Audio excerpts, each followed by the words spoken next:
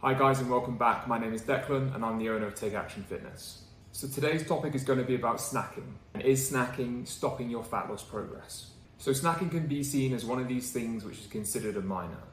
However, it is this minor that can stack up day to day and across the week, which could potentially be stopping you from dropping that unwanted body fat. So we're going to kickstart today with how quickly the calories from snacking can stack up.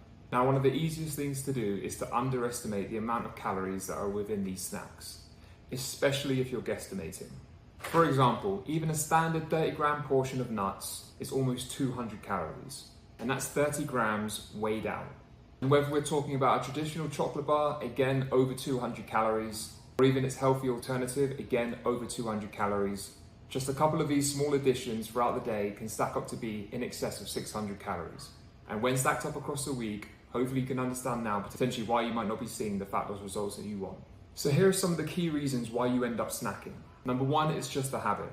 For example, when it comes to the evening, the kids have gone to bed, it's now your time to unwind, and that's when you start to open up the cupboards in the fridge to keep you company for that little bit of downtime that you get each evening. Number two is emotions. Whether you're stressed, anxious, or even bored, it's super easy to end up mindlessly snacking. Number three is poor planning. If you haven't prepared your meals for the day, you're likely going to be picking and eating snacks along the way to help keep you ticking over until that next meal.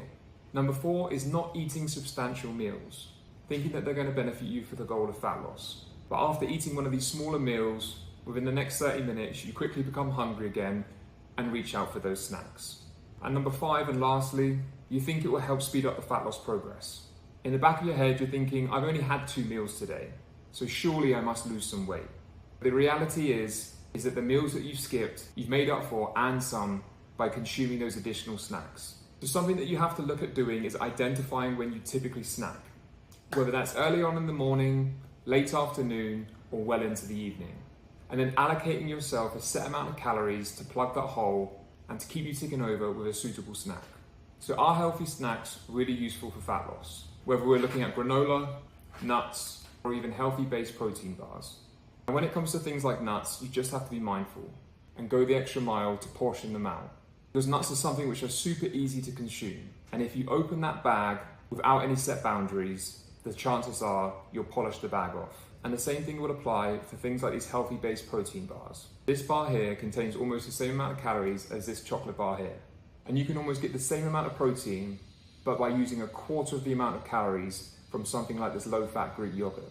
So again, there are no such thing as bad snacks. It's just managing things within moderation and within your set calorie allowance. Now here are some of my go-to snacks when it comes to fat loss. Number one is fruit. Fruit does contain sugar and it does contain carbs. However, when you look at total amount of calories for the amount of food that you get and still comes with nutritional benefits plus additional fiber, something like this apple will set you back less than 100 calories. A fantastic option when you're feeling a little bit peckish and you want to curb that sweet tooth. Next up we have low-fat Greek yogurt. This has a fantastic protein to calorie ratio, and for approximately every 50 calories you get 8 grams of protein. And this can easily be paired with something that you want, like chocolate, to help you once again curb that craving, but pack some additional protein and it's going to keep you fuller for longer. Next up we have a good old-fashioned protein shake. Again, 120 calories and over 20 grams of protein.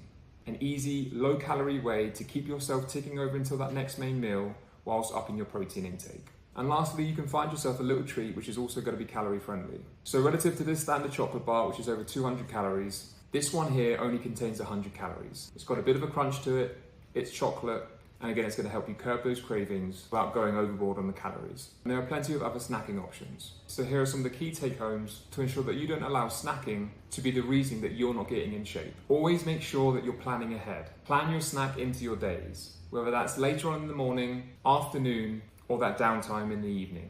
Allocate somewhere between 200 to 300 calories for your snack.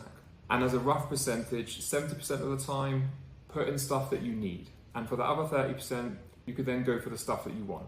Finally, be accurate. Place a bowl onto a set of scales and weigh out your desired snack. Then put the bag out of sight and out of mind. As always guys, I hope you found that helpful. Any questions, drop them in the comments section below. And if you're not already following me on Instagram, head over to TA Fitness Online and make sure to click that follow button.